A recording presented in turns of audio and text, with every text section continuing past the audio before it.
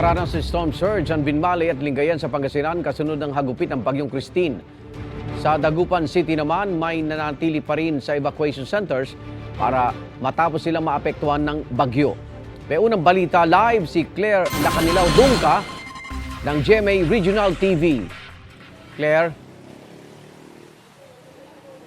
Igan, magdamag na naranasan ang malakas na ulan at hangin dito sa Dagupan City. Ngayon nakataas pa rin sa signal number 2 ang probinsya ng Pangasinan, bunsod ng bagyong Christine.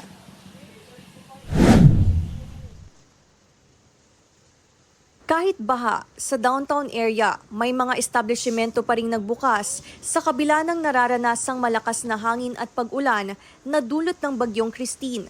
Yung mga basura, ma'am, naiiwan po kasi dito. Kaya dapat walisin namin papunta dun sa likod. Simula noong Miyerkules, October 23, may mga residente nang lumikas mula sa Barangay Maluwod dahil sa banta ng bagyo. Tulad ni Gina Ramos na natuklap ang bubong ng bahay dahil sa malakas na hangin. Nangangamba raw siya sa kaligtasan ng pamilya. Yun, tanggal po yung bubong, ma'am. Yun, natakot na po kami, kaya umalis na po kami kagabi po, madam. Kaya andito kayong sa evacuation po. Sa ngayon, nasa mahigit 30 pamilya na o katumbas sa 79 na individual ang nasa evacuation center ng barangay. Karamihan sa kanila ay tinamaan ng hangin kasi nasa open sila. Gaya ng sa fisheries, open yung fisheries kaya yung mga kabahayan nila natanggalan ng bubong, yung iba natanggal yung dingding. Sa Binmali, Pangasinan, naramdaman ng malakas na hangin at ulan dahil sa bagyong Christine. Nakamonitor ang mga otoridad sa sitwasyon sa dagat lalo't nakaranas ng storm surge gabi noong Miyerkules, October 23. Binaha ang ilang bahagi ng baywalk bunsod ng storm surge. Sa bahagi ng Barangay Banlag, may sumadsad na barko sa baybayin. Nai-report na ito sa mga otoridad para sa investigasyon. Binaha rin ang baywalk sa bahagi ng Lingayen, Pangasinan, bunsod ng naranasang storm surge.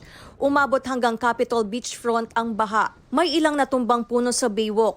Isa sa mga barangay na labis na naapektuhan ng storm surge, ang coastal barangay ng Manibok. Pinakaapektado ang mga residente sa Sitio Villa Manibok, Sitio Kasulming 2 at Castillo Baybay. So nung tumataas na yung tubig, inabisuhan ko na yung mga tao. Nasabi ko is nagpabandilyo kami. Nasabi ko is lumikas na tayo.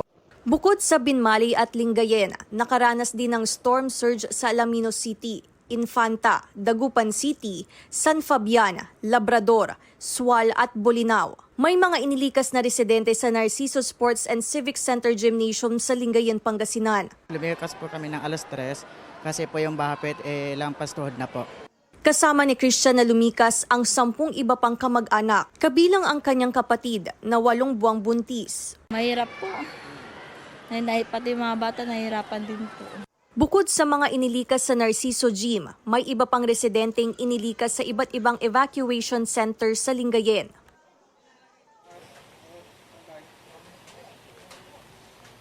Igan, nakaantabay naman ang otoridad sa sitwasyon at pangangailangan ng mga evacuees, lalo na sa kanilang kalusugan. Igan. Maraming salamat, Claire Lacanilaw Dungca ng GMA Regional TV.